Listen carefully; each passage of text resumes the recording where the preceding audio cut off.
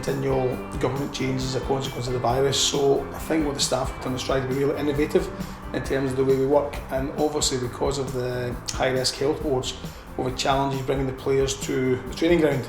But it's really, really important for us. These kids have had no football for 6-7 months, and I think from a football perspective, from a mental health perspective, an activity perspective, that Rangers do all we can to make sure we're looking after our players properly. So the guys in the operations team have been fantastic. Greg Stark, Craig Robertson, Louise McLean, they've been unbelievable in quickly setting up these venues around the country, which allow us to take the academy to the kids rather than the kids coming here.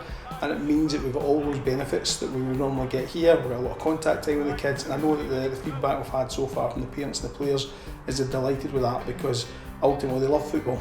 They want to be doing it. It's a hard time for everybody in the country, of course. I think the fact that Rangers are leading the way by going to so many different venues is first class, and will definitely help the young players. Probably unlike a lot of clubs, we've got players from across 7 different health boards. So that in itself is a challenge to have provision in all these different regions for the young players. But with a quite tight turnaround, we managed to confirm some venues with the help of a lot of facilities that we've used in the past in the academy or even in the soccer schools, who have been great, I must say, to help us turn it around so quickly to start this week. So we have managed to make sure that basically every single Rangers player, you know, is working this week as close to normal as they possibly can be. So that's a really good thing for us.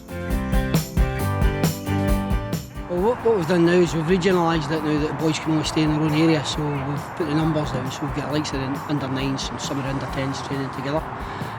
We'll have the 11s and 12s later on, and then the 13s, 14s, so they all continue to still train and hopefully keep their development going. I think that's what the academy's done really well, actually, in the circumstances. We've had fantastic programmes that we've put out throughout the whole COVID. We've had the analysis side that we've done with the sessions that we've done live on air. So we've come up with many different ways, but getting out to regions now to coach them is fantastic. It's great for us as coaches as well. We're not kidding ourselves on here.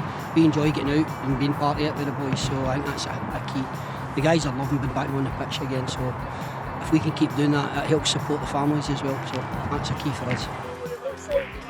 There's less people, there's like different age groups, it's quite smaller. I think it allows us to be a little bit more individual. One of the benefits this week as well has been the variety of coaches, so it's not necessarily the players have been working with the same coach. Very much as part of the one club ideal we have. We want all the academic staff to understand all the players within the academy, so it's been a great opportunity for kind of the regional coaches and the part-time guys and full-time guys to get out in their local areas and working with the players from those areas. I think it's really forward thinking for the club to go and put these sessions on to try and accommodate while we're going through what we're going through. To have our elite players training and doing as much as they possibly can, I think it's a good thing. So listen, it's not the training ground, it's not being in with all their teammates, it's not what we do back at the training centre, but it's certainly something to be more than efficient, let's say that. I love it, I love the individual stuff and I love the small group stuff. I think there's a real part of, like, you can put good attention to detail into the players. It's a real personal touch, you get to spend a bit more time with them. There's obviously no hiding place.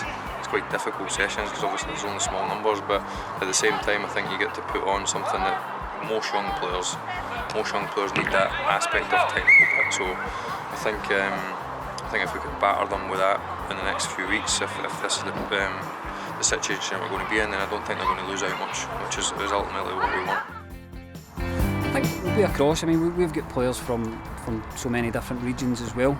You know, there's kids that would travel from all over, and obviously the main place would be the training centre at times to come and play. So with the different things that are in place, it's just great that we can go and actively put as much into them as we possibly can and give them that support as best as we can throughout it, with all the different coaches that we've got throughout the academy, going and lending their support to ultimately the kids to continue their practice as well. So it's been really pleasing to go and see that they're still getting a lot of contact time, a lot of touches of the ball, and working towards improving on a daily basis.